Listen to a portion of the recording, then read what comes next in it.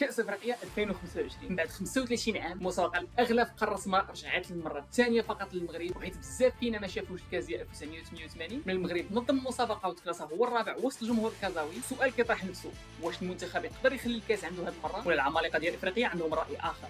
ولكن قبل ما نبداو نفكروا في هذا الشيء كامل اجي نحيدوا العاطفه ونهضروا بالارقام. مرحبا بكم في دي سبورتس جاي، سميتي الغالي، وهذا كاس افريقيا اجي نرجعوا الكالكولاتريس اللي كنا كنجبدوا باش كنخسروا الماتش الاول، وهذه المره نخدموها قبل ما تبدا البطوله، نعرفوا الحظوظ ديال كل منتخب في هذا الكاس. باش نبداو نجبدوا السير ورقه ونضربوا طليله على اسهل معيار ديال القوه اللي هو الكلاسمون فيفا. المغرب كيف ما كنعرفوا في مركز 11 عالميا والاول افريقيا، مالي في مركز 54 عالميا، زامبيا في 90، وجزر القمر هما 108 و24 افريقيا. وبزاف الناس غيقول لي غير المغرب ما كيلقاش مشكل انه يتاهل.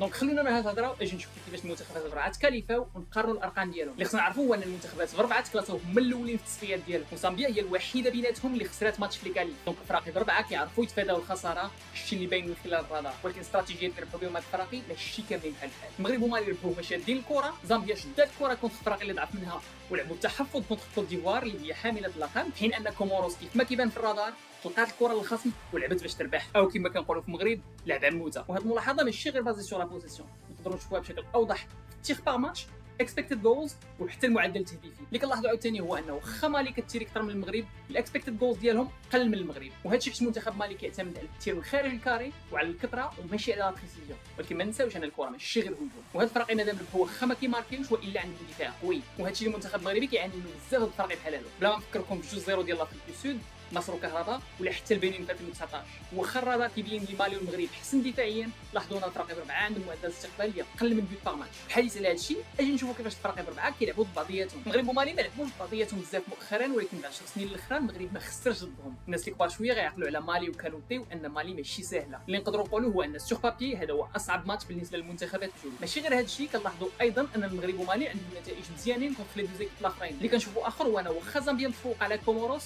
ولكن الماتش ديالهم ديما قاصحين، وهذا الشيء كيدل ان النيفو ديالهم متقارب بزاف. ولكن هذا الشيء كامل ما كيعني حتى حاجه الا ما عرفناش كيفاش المنتخبات كيلعبوا في لاكوب دافريك. دونك اجي نشوفوا لي ريزولطا ديالهم في 2019 2021 و2023 في لاكان. نبداو بالمغرب ومالي عاوتاني حيت النتائج ديالهم متقاربه بزاف، بجوجهم تاهلوا للدوزيام تور 3 مرات على 3 وتاهلوا للكارت فينال مره واحده. زامبيا وكوموروس حتى هما عندهم نتائج بحال بحال، بجوجهم تاهلوا مره واحده لكاس افريقيا في 5 سنين الاخرى، مع العلم ان في 2021 كوموروس تاهلوا لاول مره في التاريخ ديالهم لاكان ودازوا للدوزيام تور واخا قله تجربه. ولكن هادشي كامل ابار اشنو كيقول المات في الاخر. هادو هما الاحتمالات ديالي باش كل منتخب يتصدر المجموعه. الارقام واضحه، المغرب فافوري، ولكن مالي عندها 25% باش تخلق المفاجاه. وبلا ما نساو زامبيا وكوموروس اللي ضروري ترد معاهم الدال. جروب ا درناه، ولكن شنو البلان في جروب بي؟ كلشي كيتسنى مثلا الدوز ديال الاولى، ولكن الحرب حقيقيه بين انغولا وبين جنوب افريقيا اللي بيناتهم 5% ديال حظوظ التاهل.